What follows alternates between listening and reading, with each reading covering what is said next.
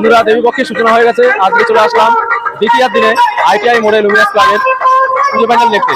আপনাদের দিয়ে দেখাবো, প্যান্ডেলটা দেখাবো বাইরে থেকে, আর ভিতরে গিয়েও প্রতিমা দর্শন করাবো। তো চলুন। তো এই যে হচ্ছে প্যান্ডেল দেখো। তো প্যান্ডেলটি তৈরি হয়েছে মিয়ানমারের সিনবিউম প্যাগোডা বৌদ্ধ মন্দির। এই হচ্ছে আইটিআই প্যান্ডেল। আজকে দ্বিতীয় দিন, অতটা ভিড় নেই, দেখতে পাচ্ছেন অত বেশি লোক নেই, ফাঁকা ফাঁকাই বেশ দেখতে পাচ্ছি। আরামসে প্যান্ডেলের ভিতরে ঢুকে যাচ্ছে, সেরকম লাইনে দাঁড়াতে হচ্ছে না।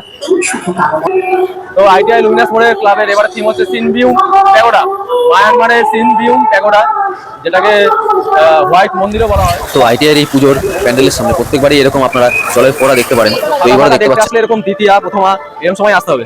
এর বেশি দেরি করলে প্রচুর ভিড় হয়ে যাবে, তখন লাইন দিয়ে ঠাকুর দেখতে হবে। এবার আপনাদের প্রতিমা দেখাবো, ভিতরে ঢুকে গেছি প্যান্ডেলের। তো এই যে দেখুন ভিতরে প্যান্ডেলের কারুকার্য কত সুন্দরভাবে প্যান্ডেলটি ভিতরে সাজানো গোছানো হয়েছে। এখন আপনাদের দেখাবো প্রতিমা।